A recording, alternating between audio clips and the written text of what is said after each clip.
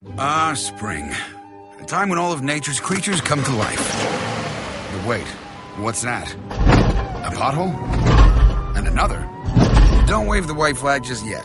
For a suspension that rides as good as new, get tried and true shocks and struts from Monroe at your neighborhood Advance Auto Parts. And get them even faster when you order online and pick them up in store. Advance Auto Parts. Let's get you back to the garage. Some restrictions apply. See store for details. All right, it's Thursday, and I'm about to open up an unleashed can of audio whoop-ass just for you guys. I took a couple of Alpha Brain, had a little bit of coffee, and I am firing on all cylinders. I am sharp, focused, memories working in overdrive, and if you want to experience the same mental effects, then you should go to onnit.com/Steve and order some Alpha Brain. Onnit are the folks who make Alpha Brain, and if you go to onnit.com/Steve, you can save 10% off your order. You can actually get 10% off anything you order. So yes, you can get 10% off Shroom Tech Sport and T+. Shroom Tech Sport will give your workout a boost, and it helps you go longer and recover faster. And yes, you can get 10% off T+. T+ increases strength and power. It will improve your athletic performance and is safe to use if you are competing. So go take advantage of this 10% discount off your order. Just go to onnit.com/Steve.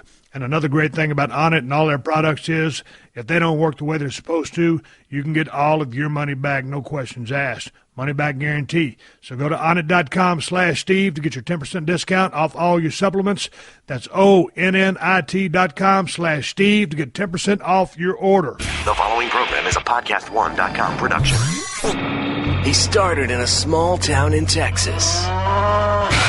Worked his ass off to become one of the most famous wrestlers of all time. We're going to take care of business tonight, and that's the bottom line. And now he's dominating the world of on-demand audio, and he's doing it for the working man. This is a damn good outlet for me to spew the bullshit off my brain. Yeah! This is the Steve Austin Show. Unleashed.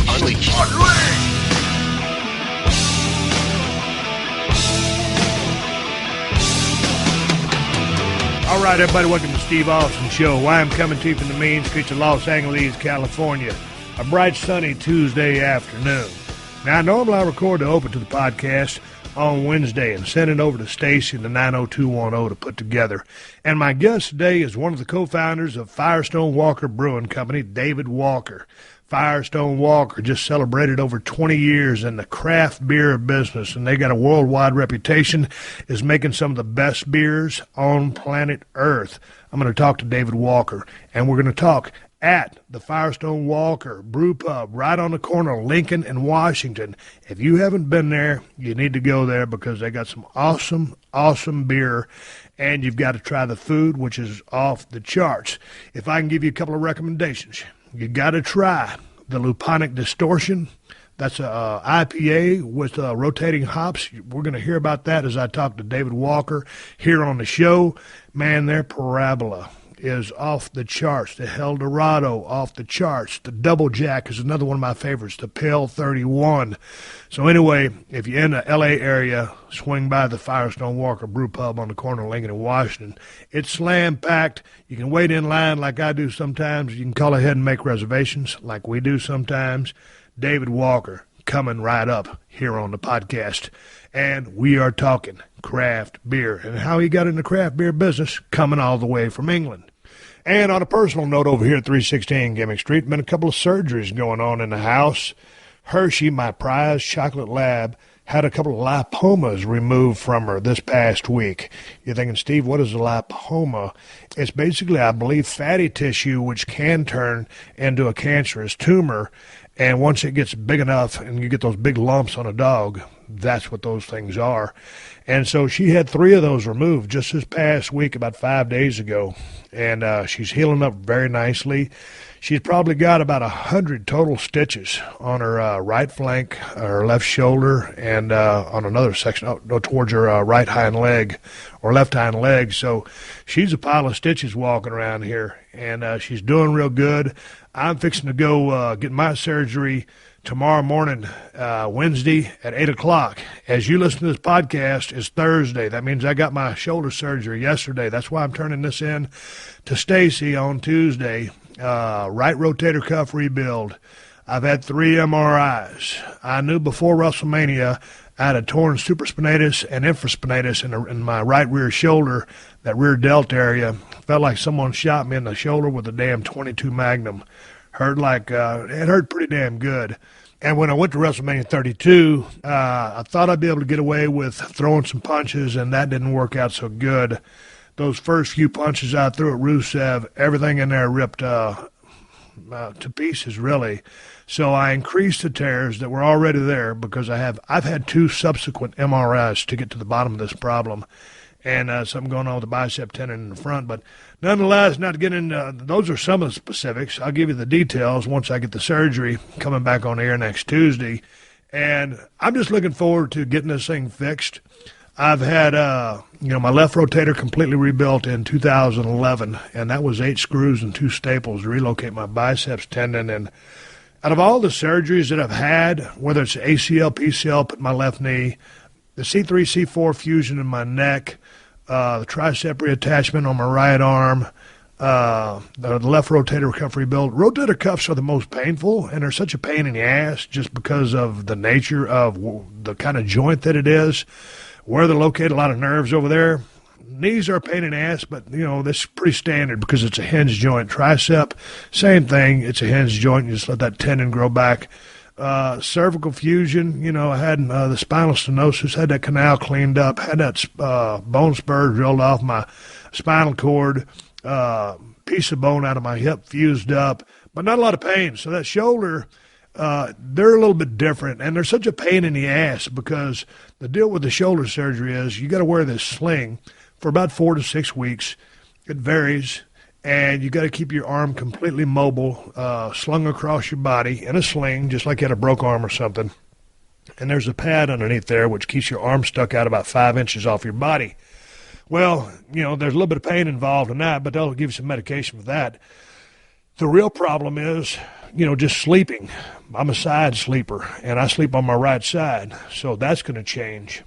When I had my rotator cuff rebuilt in 2011, down there in Texas, I slept in my lazy boy recliner for about 2 weeks until that thing got enough, wasn't tender, and I could actually start sleeping on my back or whatever the hell I was doing. I modified my sleep style to this day. So I'll have to remodify it now that I've got the right arm going under surgery. But I'm looking forward to getting this thing fixed. I'm glad I went to WrestleMania. I'm glad I was able to go there and be in a building full of 101,000 people and be able to weather the storm. I had a good time being there. But I got to get this shoulder fixed and get back in the gym. I haven't really been in the gym since April the 3rd. And I can train, my left shoulder, my left arm, and that's what I'm actually going to focus on while I'm recovering from this injury, because my right arm has always been about a half inch bigger than my left arm because I'm a right-hand dominant person. And so I'm going to use the time to improve my left arm. I can do, overhead dumbbell tricep extensions. I can do dumbbell curls, cable stuff, as long as I don't do anything that's going to affect that right side. And my right side is naturally going to atrophy, being in that cast for so long or being in that sling. So I got a chance to improve one body part. I'm trying to improve my damn arm and my forearm on my left side. And then I'll go to the gym after about a week, maybe 10 days, when this thing kind of sets up a little bit. I can start doing leg presses, leg extension, leg curls, and some seated calf raises. But that way I'll be able to get the lower body in tune. And I'll experiment with the cardio on my bicycle in my garage and kind of mess with my diet. And at this time, I always tell guys, when you leave the business because you had an injury and you get a chance to step back, well, pay attention and see what you can learn, just from watching all the other guys and gals on TV, on Raw or SmackDown, and, see what you can learn about the business. So I want to see right now, with limited gym time, what I can learn about nutrition and the way it affects my body with respect to cardio and changing my macros, be it protein, carbs, and my fat intake. So that's really going to be the experiment that takes place while I'm getting healed up, and then be ready to go out there and hopefully get another season of Broken Skull Challenge or Redneck Island here in a couple of months, and I'll be ready to go for that. But nonetheless, I'm looking forward to getting this thing fixed. Now that I've bored you with all those details, Let's get on and take care of some business. Like I said, my guest today is one of the co-founders of Firestone Walker. He's David Walker. He's got a great story, an interesting story. I'm looking forward to getting down there to Paso Robles to talk to his brewmaster, Matt Brentelson, who's doing awesome things in the world of craft beer and making some very unique flavors. And with that being said, Podcast One Premium is up and running, and that's the only place to get access to every single episode of the Steve Austin Show, whether it's family-friendly or unleashed. And if you join Premium, you'll be able to ask me questions in the AMAs section there, too. There are over 10,000 archives in the Premium service. Mine, Jumpin' Jim Ross's, and Chris Jericho's is less than 14 cents a day, and if you sign up for 2 years, you get a $50 gift card. So join now at podcastone.com/premium. Before we get to David Walker and the body of this podcast, I got to take care of one of the sponsors of this show, Diamond Dallas Page and DDP Yoga. Hey, gang, if you're looking to change your life, get on the path to healthier living, to get yourself on the DDP Yoga program. And right now, Dallas is giving all you guys a great deal if you go to ddpyoga.com/Austin. You get the best price on DDP Yoga, and you get 3 free months of the DDP Yoga Now app. It's available for iPhones and Android, and both versions are getting great reviews. And this app is money. Dallas has done thought of everything.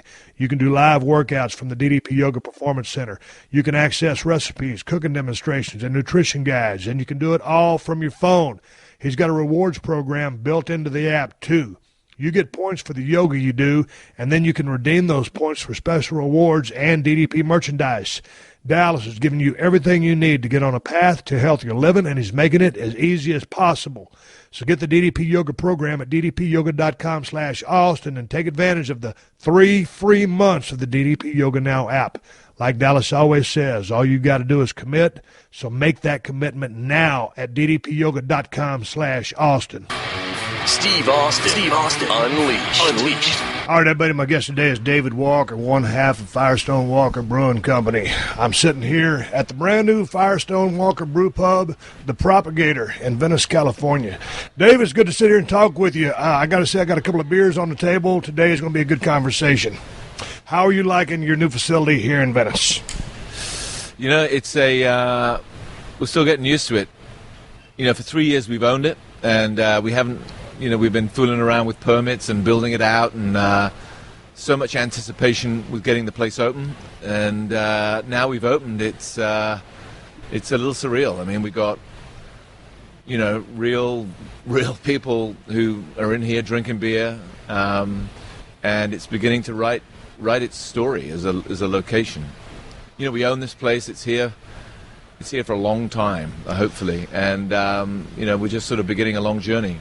You know, originally we built it as we call it the Propagator, and the whole idea is it's supposed to sort of give us a platform to pilot brew, experiment with new beers, talk about them, and just come up with new ideas. And we decided to locate this place right in the middle of our largest population. I mean, we're a regional brewery, and we're quite successful in Southern California, so we said, all right, so let's brew beer right in the center of that population, and that's the whole raison d'etre of this place. And we're going to be brewing beer here soon.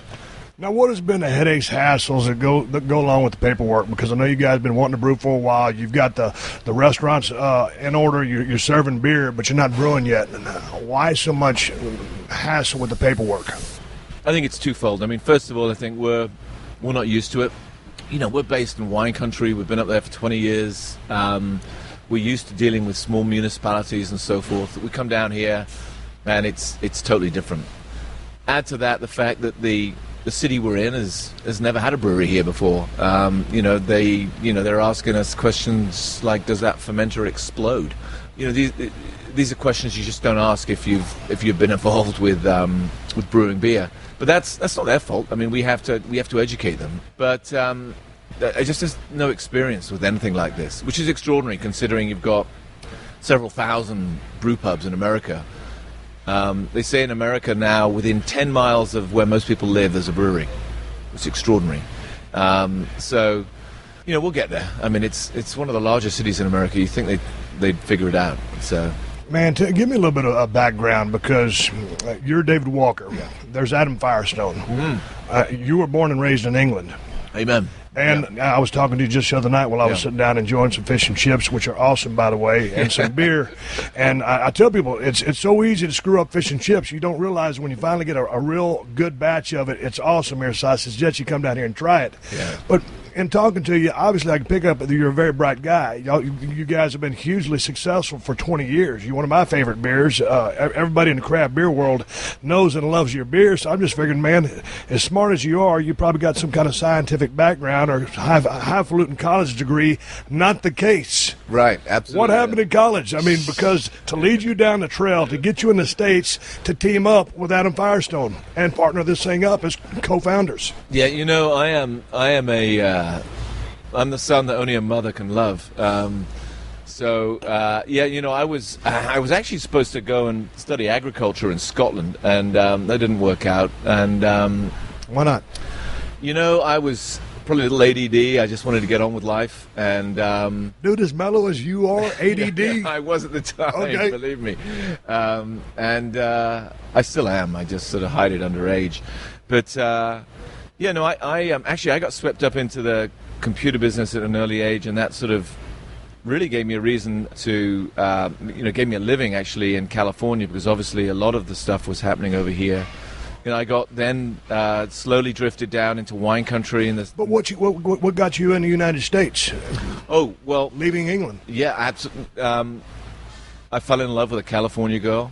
And where did y'all meet? Because as we sit, this used to be World Gym. This is where I met my wife. I know, yeah. So I wanted to hear the story. I just met your wife the other day, 21st wedding anniversary. Congrats. Right. Yeah. How did you meet your wife? She was an actress in London, and she a theatrical actress, and a good friend of mine who used to mooch off me.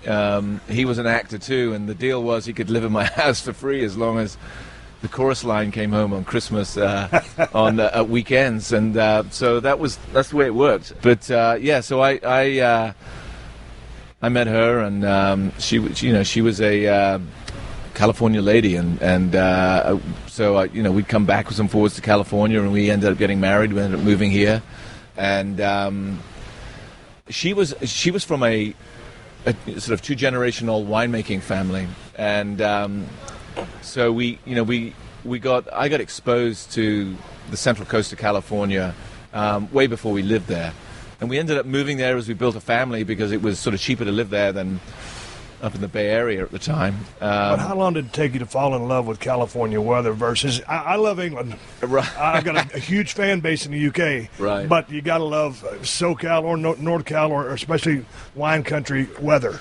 It took me about a day to fall in love with California. It took me about 2 days to fall in love with America. I like to say that, Europe's a great place as long as you're not caught trying, and America's totally the opposite. If you're not trying, you're just sort of marginalized.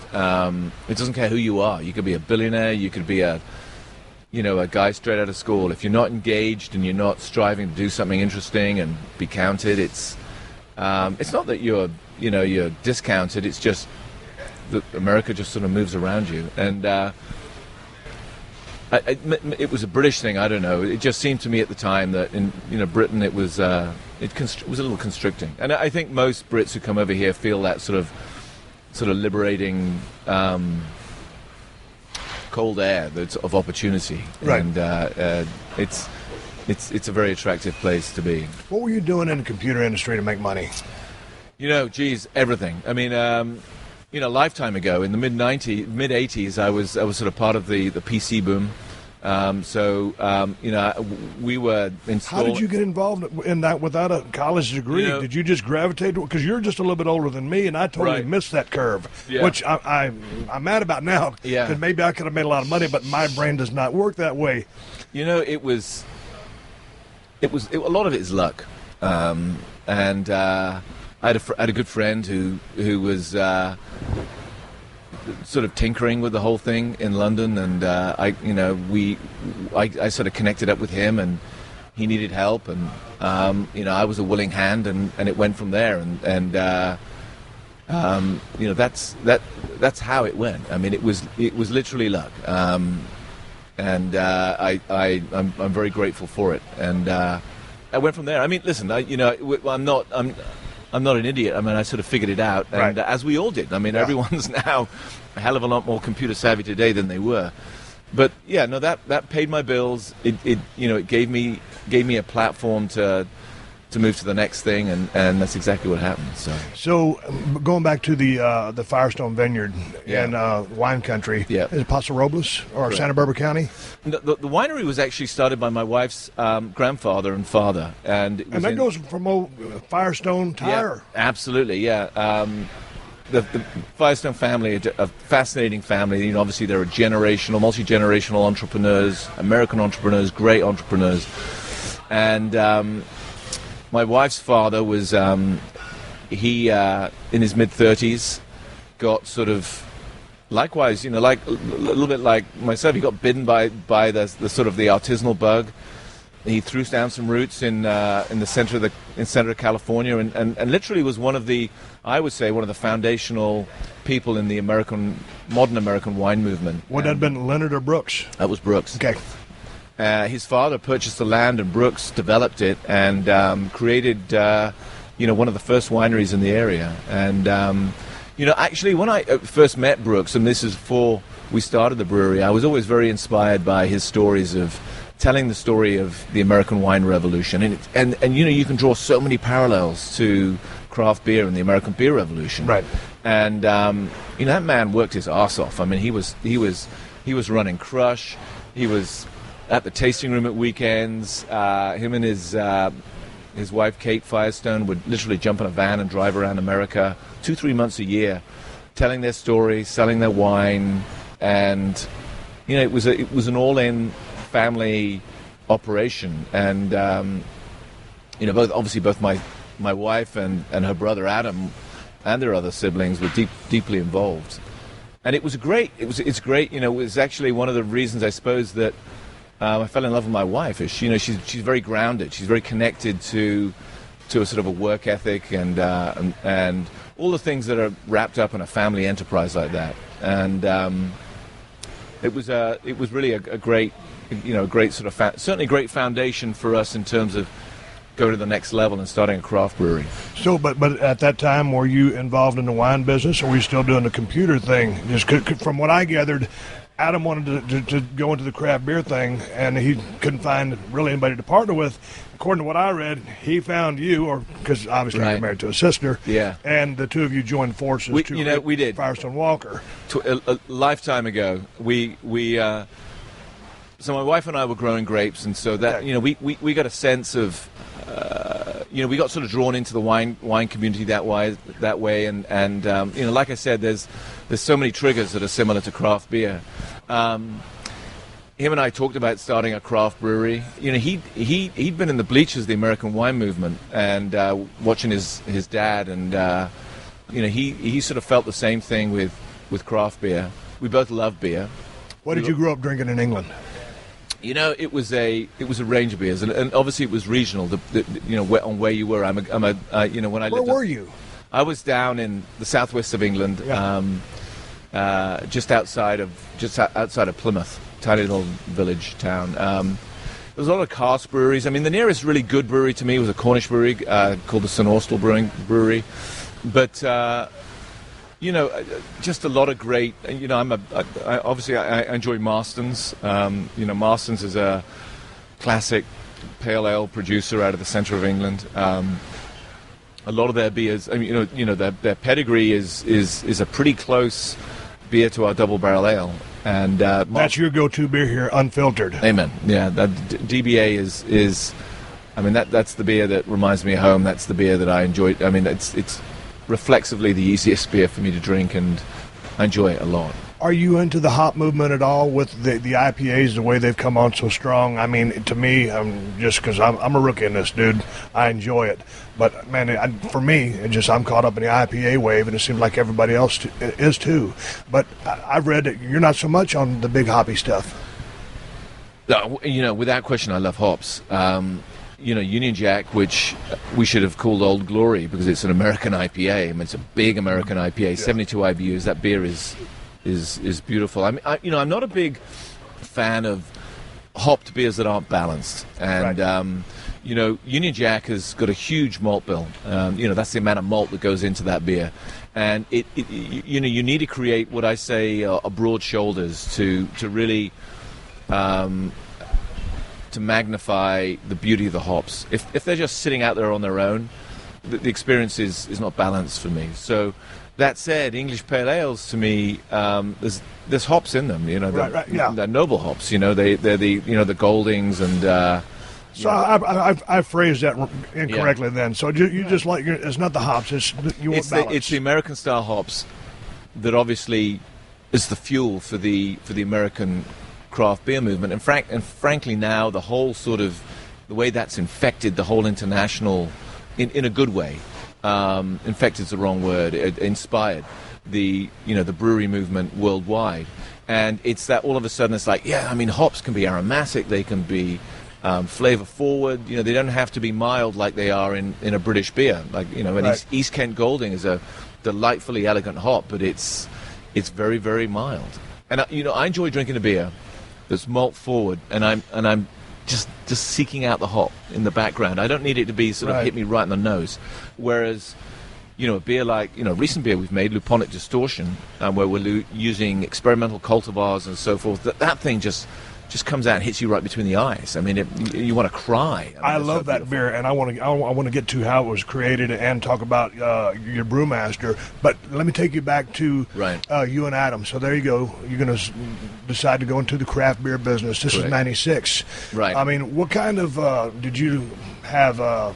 When I got into the wrestling business, I just wanted to be a wrestler. I didn't know I would turn into the success that I would. Right. When you guys jumped in 20 years ago, did you think that it would turn into this? You're California's fourth largest brewery. 80% of your beer is sold in the state of California. You're known worldwide for your outstanding beer. Was this always your goal, or was it an evolution that just kind of happened and you nurtured and grew it and became what it is now? That's a great question. And no, we had no notion that we would be where we are today. We had no notion that people would like craft beer. When we started craft beer, we needed to persuade people in and of itself that craft beer was a value. And was there resistance to the movement back then? Because when I talked to Ken Grossman at Sierra Nevada, and then they came on the scene, give or take around '78. What was the temperature like in '96? Because you started in Paso Robles. Yeah. No, we started in Santa Ynez. And and then we moved up to Paso Robles. I'll give you a great anecdote, Steve. So when we started the brewery, so Adam and I decided to start a brewery. Okay, we tried to talk the family into it. They're like, wine business is tough enough, guys. You're on your own. So we licensed the name, created the Firestone Walker Brewing Company, and got after it. And it took us about 6-9 months. We produced our first beer. It was good beer, DBA. It was beautiful. Primary fermentation in beautiful 60-gallon oak barrels. I mean, really interesting artisanal creation. And this is sort of an anecdote that I've rolled out more than a few times, but it's interesting. So I took that beer 3 miles away from the brewery down to the local tavern, and I said, look, you've got to try this beer, guys. It's beautiful. And it took me weeks to get them to try the beer. And ultimately, I got them to give up a Foster's handle. And the guy for weeks, he would not release that handle. And, eventually I said, look, the Foster's beer might be a clean beer and you might have customers who like it, but ultimately there's no story behind that. I mean, it was started by a couple of Americans. They moved to Australia in the 1850s. They sold the brewery after 15 years. It's been owned by scores of different breweries, and the beer that you're drinking right there, that Foster's, was brewed in Canada, and it's owned by a Chinese-owned conglomerate. So why, what's authentic about that other than the Aussie who does the ads? And this is a great sales pitch. And so it took weeks, and eventually they took it on. But today, in this farm-to-table world, these guys wouldn't have let me out of their sight before they would have tapped on 3 of my beers, never mind 1. So 20 years ago, we were it was a different world. It was a totally different world. Yeah. So what was the growth process to go from one step to the next? Because that first brewery y'all bought, was that a converted wine, or was that was a craft beer place that y'all bought? Okay, but you had to do a lot of tinkering with the equipment. Yeah, well, no, you're right, we didn't. So we were lucky. So we we rented this old wine barrel from the wine barrel room from the family, and started brewing beer. And we tinkered around with a couple of ideas. I actually drove down here in I drove down here in the sort of 6 months into us starting, and I found an old brew house that we paid $24,000 for, put it on a trailer, brought it back. My partner grabbed some old tanks out of the winery. We integrated the wood, and we slowly started to brew and slowly started to get sort of get the beers out. But it was just, people didn't really understand what we were trying to do. Right. I mean, literally, we had to hand sell every customer. But the great thing was, we were doing it. Tony McGee at Lagunitas was doing it. Greg and Steve down at Stone were doing it. There was a whole rash of us at the time. I don't know, a dozen, 15 of us that all sort of started, and we were all talking about it. And so, I suppose what happened is people were hearing the message every now and then, although it was fleeting, and it resonated. How involved in the actual beer making process were you? Because I know Matt Brentelson is your brewmaster that you guys have had now for, how many years? 15 years. 15 years. Yeah. For the first 5. I mean, how involved were you in the actual formulation of the beer, building the malt bill, the hops, and all that? So when we started, Adam and I were pretty, within the first year, we were very opinionated about the beer. We were trying to figure out how to brew it, and we realized quite quickly that, and a lot of this came from Adam's side of the business, which is he's in the winemaking business, and he was essentially a wine grower, and he had a wine maker that was sitting right in the center of the vineyard, who was driving the vision for the wines, and you quickly realize that. And I think it's a differential in our brewery. It's one of the reasons I think our brewery has been so well thought of for so long, is that we treat the brewmaster in our breweries as the central vision for the beer. Right. So we wanted to create the estate, the brewery around it, and put a brewery right in the middle. So very early on, we figured we needed one. So. There weren't a lot of brewers around who knew how to brew on basically miniature equipment. But there was a great program going on in UC Davis. We had some connections up there, obviously, through the wine. And it was as simple as, I remember, I went up and met with Dr. Michael Lewis, who was running the program at the time, for lunch. No, it was for dinner, that's right. And we had a connection to him through the wine, and I sort of said, you're the graduating class this year, are there any standouts? And he named 4 or 5 guys. And the guy I remember was a guy, Jeffers Richardson. I mean, and the name obviously is, it sounded almost presidential. So I went out and found Jeffers Richardson, offered him a job on the spot. We put him in a car, and within a week he was brewing for us. And that was really the beginning of our formal process. And at that point, it was, the formulation and the brewing of the beer was in the hands of professionals. We definitely guided, certainly in the early days, styles and... How did you dictate or determine what styles that you would brew? I was a fan of Sierra Nevada. I was actually a fan of Red Hook in the early days. Yeah. And, that beer was made at the time this was prior to... Anheuser-Busch getting involved with them, but Paul Shipman was a wild man who was one of the founders of the whole, so certainly beer movement up in the Pacific Northwest, and but they had a nice little brewery in I think it was Ballard or Fremont, one of the two down there, and they don't brew there anymore now, but they made their ESB was a beer that I really liked. I mean, it was flawed. I mean, everybody said it was sort of heavy on diacetyl, so it had a little bit of a buttery flavor, but I loved it. And so that beer was one of my benchmarks, our benchmarks. Sierra Nevada Pale Ale was a benchmark. North Coast Amber was another benchmark. That was another great beer that we liked. And so we basically just sort of started to drill down on what we wanted to do, and that gave birth to to DBA. And then, obviously DBA had its own heritage in as much as we really wanted to make an English pale ale in the classic style of British pale ale brewers, which meant we needed the Burton Union. And the Burton Union, for those who don't know, and I've read about it, I still don't understand it. Yeah, well, it's a it's a contraption that was developed by British brewers a lifetime ago.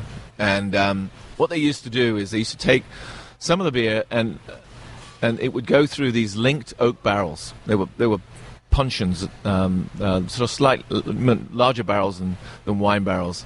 And the beer goes through fermentation in these barrels, and then as it effervesces under pressure, it rises up essentially through a hole in the barrel, through a tube called a swan neck, and then drops down into a little canal called a barmback, and then the beer sort of flows down this little canal, tiny canal.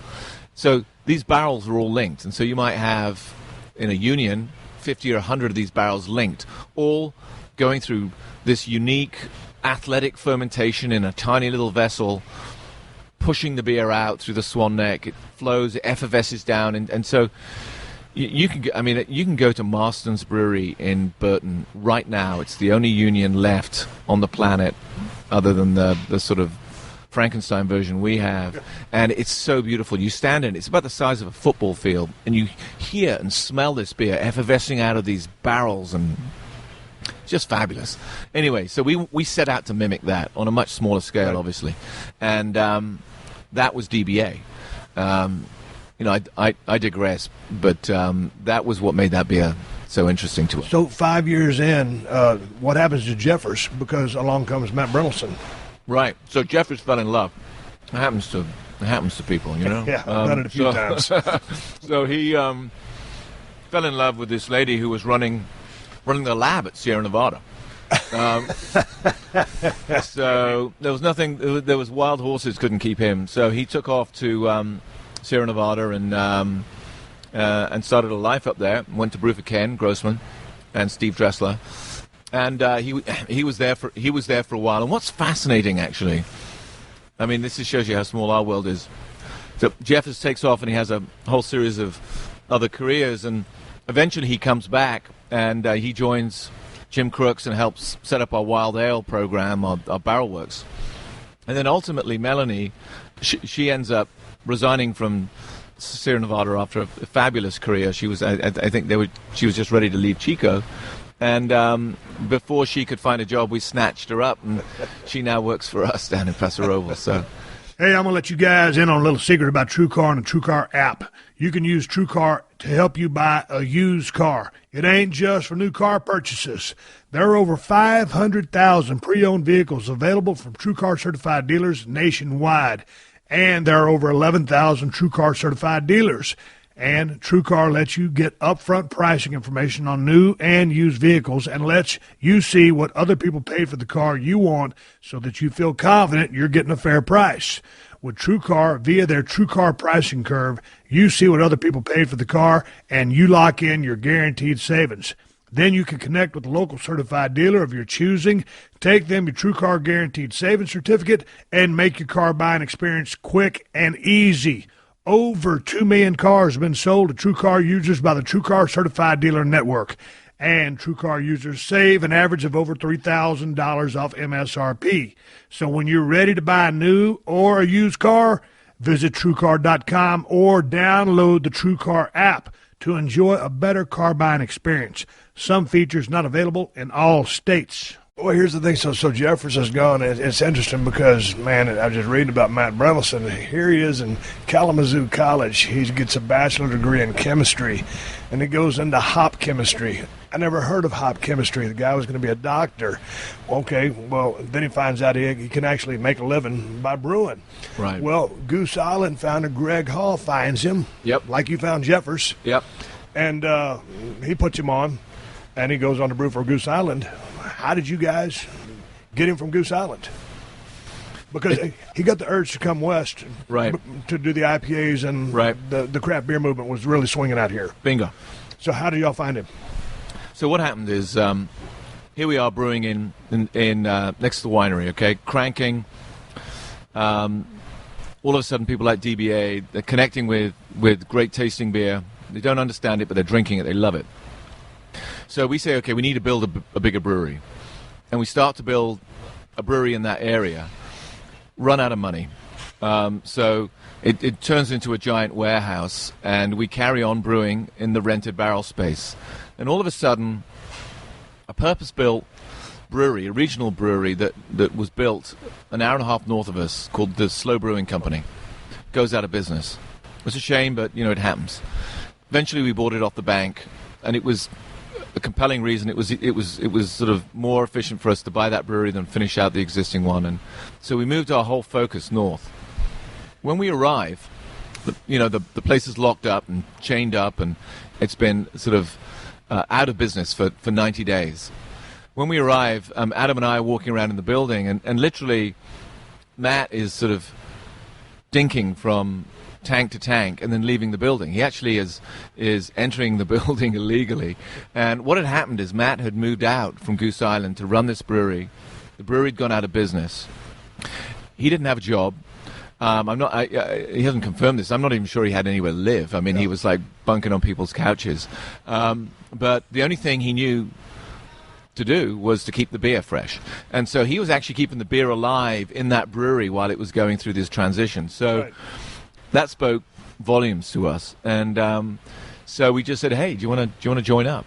We had no idea, absolutely no idea who he was, his background, or his great talent. And as we got to know each other, it became quite apparent that he was a super talented brewery. I want to get into a couple of the beers. Before we do, I got to go to you about the artwork. I'm a big fanatic about labels, just because back in my day of selling T-shirts or this, that, or whatever, I've always been really into art. I don't have an artistic bone in my body. If I could sing or draw or paint, I'd be in heaven. I can't. So who did you guys go to for your artwork? And as you and Adam sat there, how did you come up with the lion and the bear, the imagery? And did you just go to a big company off Jump Street, or did you have somebody local that was drawing things up for you, and that kind of gave you the direction you were looking for? Or was it always the lion and the bear from the get-go? It was an evolution. I mean, it's a good question. I mean, the guiding principle Adam and I always had is that we as owners and founders needed to own our image and our message and how we appeared to the world. And the problem with that is it's really painful. First of all, you got two people who argue over everything. So it's like arguing over the colors of your bathroom. Do you know what I mean? And so we would argue endlessly over all of these pieces. I mean, we debate aggressively about most things, which led to the Lion and Bear. We had some clever guy, a friend of mine, who was sort of arbitrating a discussion between him and I, and he said, you two are hilarious, and so he anointed me the lion because of Britain, it's English, and Adam the bear because of California. And dude, that is tremendous. And so we're the lion and bear. In fact, you go to the brewery, and we got over 400 employees now, and there's lion people and there's bear people. I mean, they wear shirts, and whenever we get into discussions, they'll fall on one side of the aisle or the other, and so that's how it grew. I mean, it was just sort of organic, and when you have a brand and you want to articulate to consumers, I mean, they sort of nominate the bits they want, the bits they like, the bits they remember, and the Lion and Bear for some reason just kept coming back. And I mean, weekly we have people show up at the brewery with lion and bear tattoos, or lion tattoos, or bear tattoos, and I mean, it's. But the fact that it happened organically, and the guy came up with it because like when you try to come up with your own nickname and you try to be badass, and it doesn't work. Mm-hmm. The fact that was just because of the way you guys debated with each other. You love each other. Your brother-in-laws. Right. Your what is it? Your brother-in-law. Yeah, absolutely. Your brother-in-law. So you debate aggressively. You're talking business. You love each other, but business is business. Right. You got difference of opinions. Yeah. The fact that he came up with that and you guys expounded upon it. Yeah. It was perfect. Yeah, you cannot challenge something that's authentic. And if its roots are in the ground, and you just can't blow it over. And it's so important. To me, our brewery's 20 years old, and those are the elements that give it its strength. Is the authentic pieces, the pieces that have sort of emerged as they've emerged. Let's go back to a couple of flavors of the beer that I really love here, and there's a bunch of them. And I got to give my neighbor credit, Bucky. He's the one that turned me on to Firestone Walker. So, Bucky, there's your shout out. Man, what I'm really blown away by, and you touched upon it earlier, was the luponic distortion. Because, man, in doing my research, I can't find a definition for luponic anywhere. And so was this Matt's idea? Because basically you described it's evolving or revolving the hops every 90 days. So like right now, this luponic distortion that I'm drinking right now that I'd like another glass of is batch 001. And in 90 days, it will be batch 002 because you're changing the hops out. Yeah. And the taste will always keep changing as y'all experiment with hops. Yeah, and that's a great... this is a complicated one. I mean, there's a lot of things that went into luponic. I mean, first of all, it's we live in an incredibly sort of promiscuous palate. So our consumers are so excited about beer at the moment. They want to try something new all the time. So this was somewhat of an answer to that solution. Is okay. Well, let's give you something that's changing all the time so that you can actually experiment, but you also can rely on the facts from the brewery, and it's in these general parameters. And with luponic, malt bill's the same, the color's the same, the alcohol's the same. All we're doing is experimenting with different hops. Right. Why does that work for us? Well, Brynildson, I think, is one of the foremost hop maestros in the world. And, he's four-time mid-sized brewer at the World Beer Cup, four-time mid-sized brewer at the Great American Beer Festival. I mean, the guy's got, he's earned his spurs, and he's also a hop chemist. He's on the American Hop Board. He spends a lot of time with people who grows hops. I mean, he talks about hop cultivars and hop botany, and this was just a way for him to say, okay, so let's play with some of these experimental hops. I mean, the reason why luponics, we call it luponic distortion and not the name of the hop, is because some of these hops aren't even named. Right. At the moment, they're just serial numbers. And so we don't publish the hops that go into this beer. This is 001, 002 is coming out here in the next couple of weeks. The name luponic distortion, it speaks to two things. I mean, luponic comes from lupulin, which is the oil in hops. And distortion speaks to, Matt's a music head, and the concept of sort of like a mixing board and moving different flavors around, a little bit like you'd move different sounds around. Seems to have resonated, and more importantly, I think it's awesome. The beer's fascinating. Yeah. The beer is really, really fascinating to drink. I'm looking forward to batch 2. Yeah, It absolutely. was funny in reading about Matt. He was worried about, one of the customers said, or one of the people that love the beer said, I'm worried because I love luponic 001 so much that I'm not going to, like 002. He goes, no, it's going to be in the same wheelhouse, but you'll love it. Just trust me. Right. And he kind of defines it as you guys basically gave him the creative liberty to, he likened it to a classic rock band that does their trademark hits, but then all of a sudden they'll start riffing and jamming on something and just be creative. And so that's his chance to jam and be creative with the hops and create something new, and that's kind of the luponic story, right? Right, absolutely. And that's the that's the whole theme behind the thing. That's the way he approaches it. I think it's sort of fascinating also. I mean, we've got an amazing crew at the brewery. We're brewing round the clock, 6 days a week. Just great guys, on the production side brewing these beers. To be able to change the beer up on a regular basis is so much fun. It's great brewing beer, and it's intense, making sure the quality's there every time and it's consistent. But after a while, it's sort of like, okay, I nailed that. Yeah. Give me something else to do. Well, I mean, it's same old, same old. I mean, because like he describes, when people get DBA, they expect it to be very consistent with the last DBA, as all of your beers are. Yeah. So now comes the fun where he gets to mix it up, and you don't know what to expect. Right. And that's what this so the beer both gives us energy at the brewery, and it gives our faithful drinkers energy. Is like, this is I'm looking forward to the next one. Let's talk about another beer that blew me out of the water. Was Parabola. And man, at 13.1%, I think I'm correct, and this beer is just off the charts. And how was this thing born? This goes back to something you talked about earlier about Matt being at Goose Island. Matt Brynelson and Greg Hall, John Hall's son, who was John Hall was the owner of Goose Island, and Greg was one of the brewers there and brewed with Matt in the early days. And Greg's obviously the mind behind Bourbon County Stout, BCS, and now arguably the largest barrel aging program in the U.S., if not the world. A lot of that is because obviously AB have put their muscle behind it.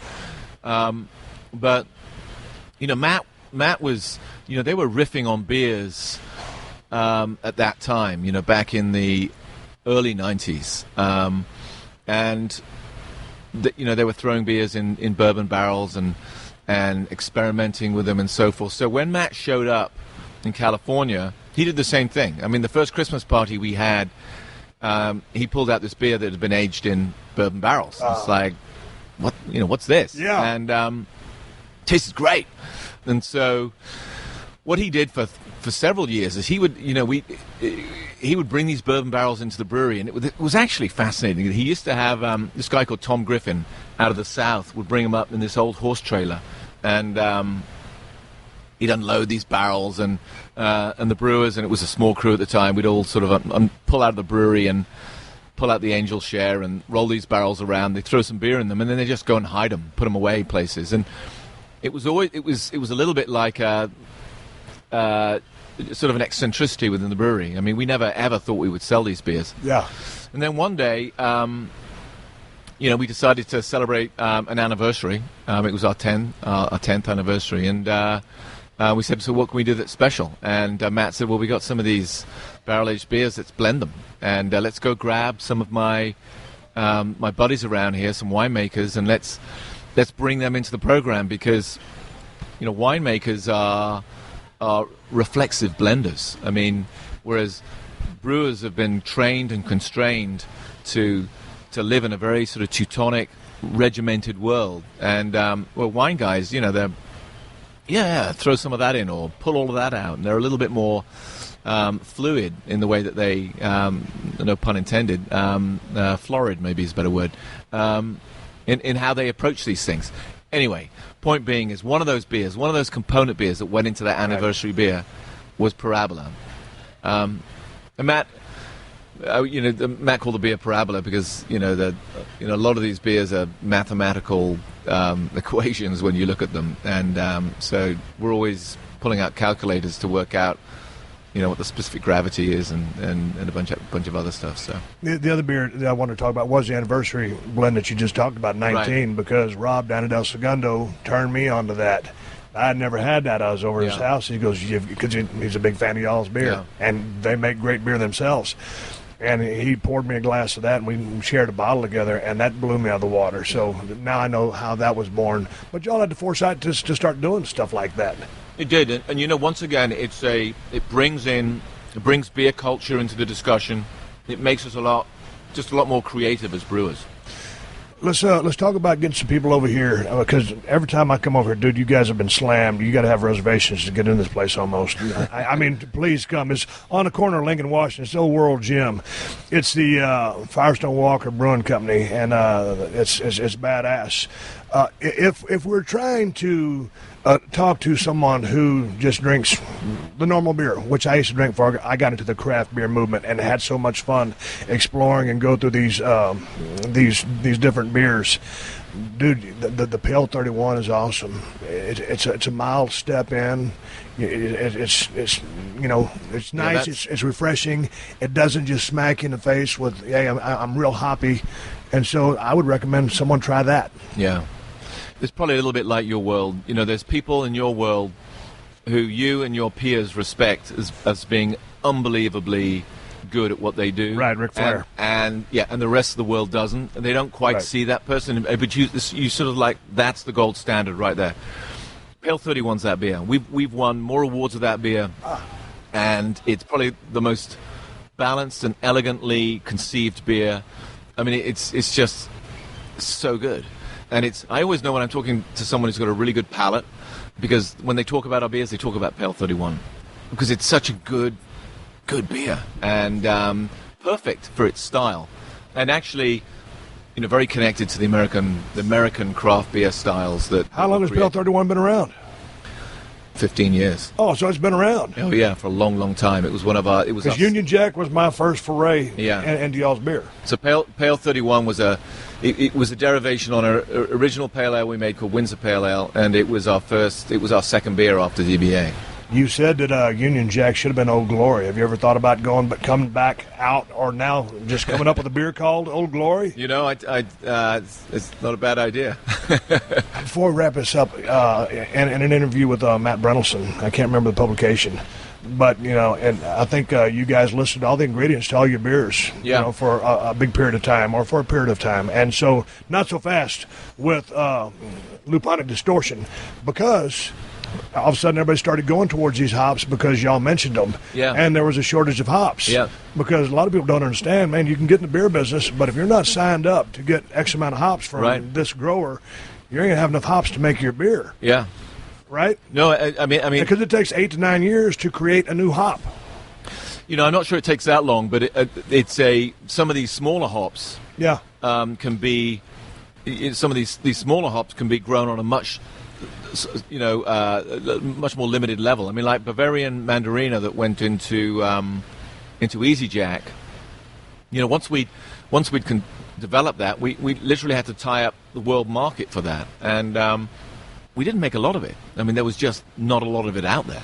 Okay, tying up these contracts with these hop growers. I mean, so going back to the line in the Bear, and Matt's doing the brewing, and he's overseeing all that, and that's his vision, and going with the standard trademark beers that everybody comes to love and know from Firestone Walker. So then I see you here.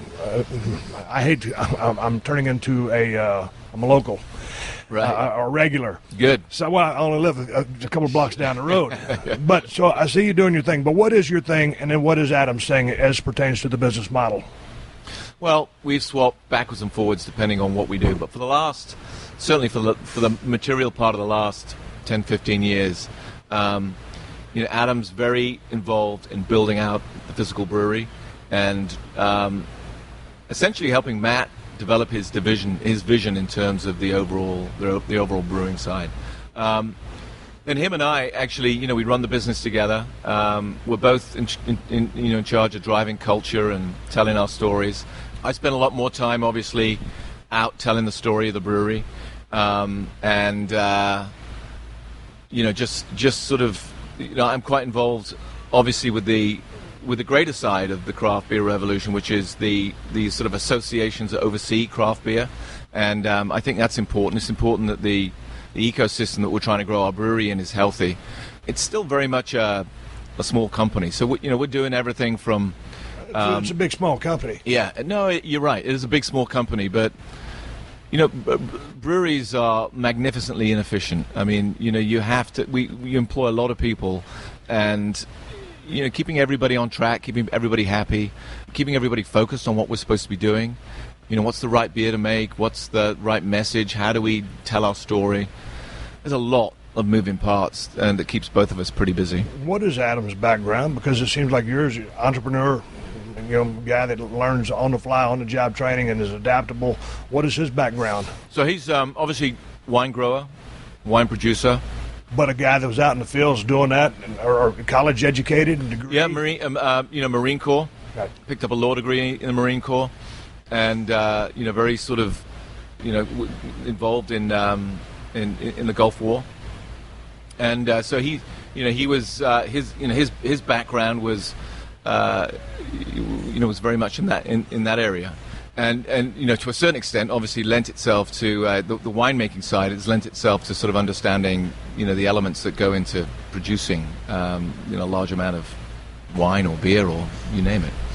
In closing, y'all not in the too distant past did some business with. Now I'm going to mispronounce the name. Is it Duvel or Duvet? Duvel. Yeah. So y'all did some business with Duvel and partnered. So. How would you explain that? Because I just want to get your vision of the future for Firestone Walker. That's where I'm going. And that's exactly why we climbed in bed with Duvel. So we have for 20 years it was Adam and I, and now it's Michel Morgat, who is the fourth generation owner of Duvel Morgat. He owns Duvel Morgat with his two brothers and his cousin. Duvel Morgat is one of the most beautiful breweries in the world. The family own about 8 breweries around the world. As a consolidated group, they're still smaller than Sierra Nevada, so they're not a large group. And we needed to go to the next level in order to keep up with the growth and expansion of the brewery. And we could have gone a bunch of different ways. We could have raised venture capital with private equity. We could have tried to, we could have tried to get in bed with a large brewer, or we could have tried to sort of get in bed with who we did ultimately partner with, which is Duvel Morgat, who are a international, we call them a craft brewery. But they, without question, are the future of the Firestone Walker Brewing Company. We wanted a long-term platform for the brewery that would exist beyond us, and for our employees and for our vision. They needed to be a family-run enterprise. They needed to be crafts and beer culture centric. They needed to have an insane sort of attention to quality. Family businesses are sort of strange. They make decisions that normal businesses don't, because it's a family. Their name's on the bottle. They get stopped in the street and tapped on the shoulder and said, hey, this is your business. Thank you for doing this, or I don't like that. So there's a sort of a proprietal element to a family enterprise that you don't have, I think, with giant public companies or just other sort of investors. And Duvel Morgat had that in spades. Plus, they're an amazing brewer, so we don't have to explain to them why we want to spend twice as much on a centrifuge with our new plant than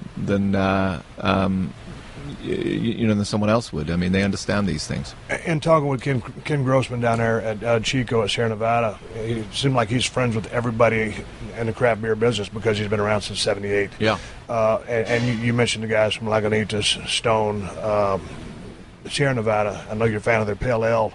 How competitive are you with those guys? Because I think you probably consider them friends, and you're all in this boat together, which is the craft beer movement.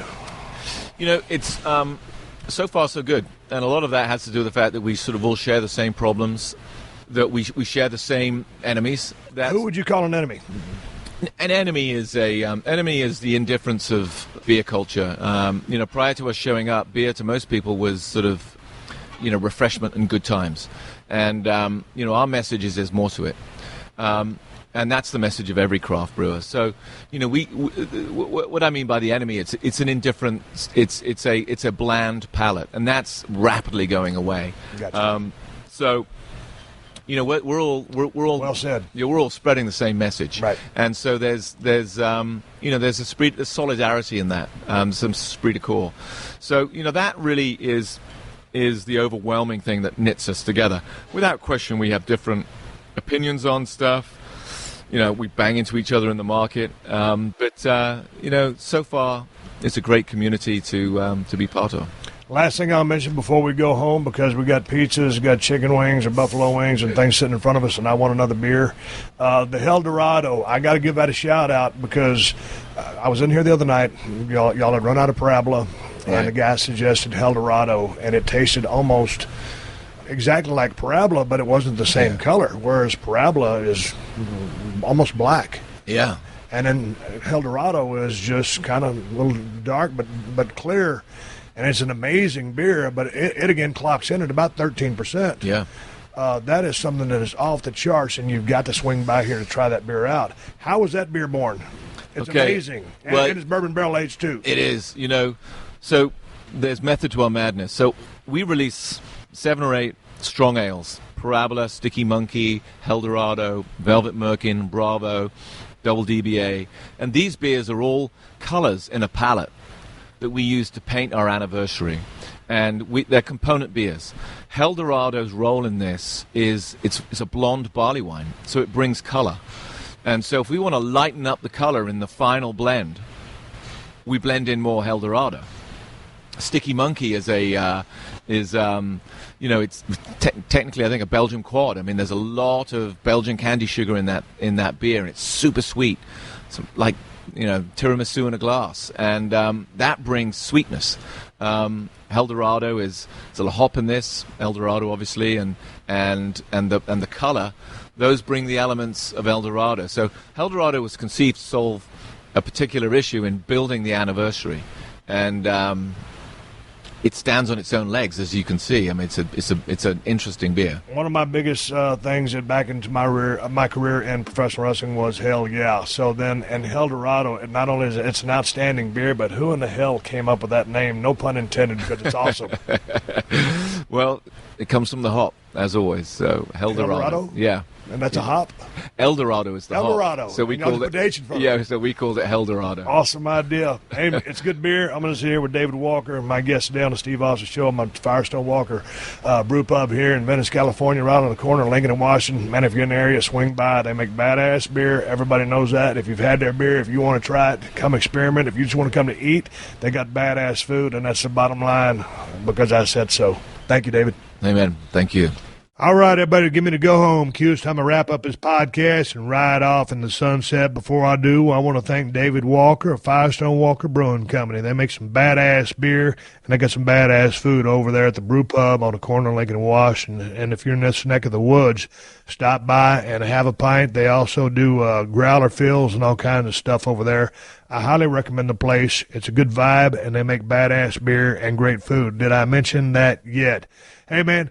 Let me take care of a little personal business. I've got some new T-shirt designs over at ProWrestlingTees.com/Steve Austin or BrokenSkullRanch.com. Anything that's Steve Austin related, you can find it there. But it's all them shirts you've been seeing me wear on Broken Skull Challenge and the ones that were on Redneck Island. They're all at BrokenSkullRanch.com and ProWrestlingTees.com/Steve Austin. We still got a few episodes of Broken Skull Challenge to go this season. Every Sunday night on CMT, 8/7 Central. Do not miss these last few episodes. We're on the go home. We're about to wrap this thing up, but epicness continues. This is the toughest show on television, bar none. There are many out there that have been inspired by the Broken Skull Challenge, and I wish all those shows the best of luck in the world because competition is good. But the Broken Skull Challenge is real deal, toughest show on television, and that's the bottom line because I said so. Dig this. Broken Skull IPA, the award-winning IPA, I consider to be the best IPA in the United States of America, over at El Segundo Brewing Company. If you stop into town, go to 140 Main Street in El Segundo. Tell them Austin sent you and have a cold pint right there at the brewery. If you're in California, you can find Broken Skull IPA at Whole Foods, Total Wines, or in some states you can order it at InsideTheCellar.com. And don't forget about the Steve Austin Broken Steel Cold Steel Knife. If you want a badass knife that will work its ass off, or open letters, do whatever you want it to do, the Steve Austin Broken Skull Knife from Cold Steel Knives is available at BrokenSkullRanch.com or ColdSteelKnives.com. It's badass. Everything Steve Austin, find the BrokenSkullRanch.com website is back up and running. It's got everything you need. Now, let me say thank you before I go get my shoulder fixed tomorrow or yesterday as you listen to this podcast. Thank you for supporting the sponsor of the Steve Austin podcast because, without a doubt, they're the ones that let me do this for you free twice a week. So big thanks to ddpyoga.com/Austin and the DDP Yoga Now app. To Onnit, go to onnit.com/Steve to get 10% off your order. To TrueCar and thanks to Amazon. Hey, man, they've been supporting the podcast since day one. Just use my Amazon links whenever you're doing any online shopping, and Amazon will kick back a couple of bucks to the podcast. It does not cost you anything extra. There are no hidden fees or charges. Buy whatever you're planning on buying and help out the podcast in the process. Here's what you do. Go to podcast1.com. Click the Killer Deals button in the top right corner of the page. Then hit the Steve Austin Show button. I got Amazon links for USA, UK, and Canada. And if you want to help the show, they'll kick back a small percentage anytime you make a purchase. It does not cost you anything extra. Bookmark that link. Hit it in one step. Make it easy on yourself. And know that if you keep supporting the podcast, I keep delivering the free cans of audio whoop-ass.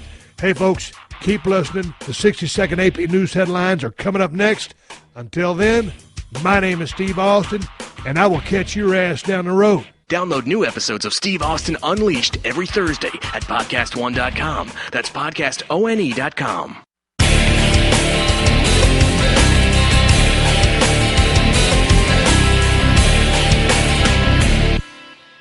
Stay tuned for the latest AP News headlines from Podcast One right after this. When shopping for car insurance, consider this. Geico has been saving people money on car insurance for over 75 years. So if you're serious about savings, it's simple. Go to geico.com. After 75 years, they know how to save you money. AP Update, I'm Ross Smithson.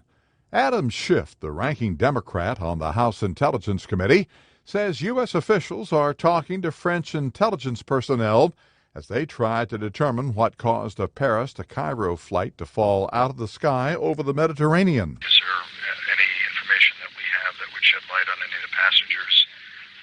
But there's nothing yet to confirm the cause of the plane crash. FBI Director James Comey says intelligence agents from around the world, including some of his, are collaborating on possible causes of the Egypt Air crash. So far, at least, we have no claim of responsibility or evidence that this was an intentional act, but the FBI, as you would expect, is working with our partners around the world to try and gain a better understanding of what happened. Given that we don't see any indication yet. None of the 66 people on board American. AP Update, I'm Ross Simpson.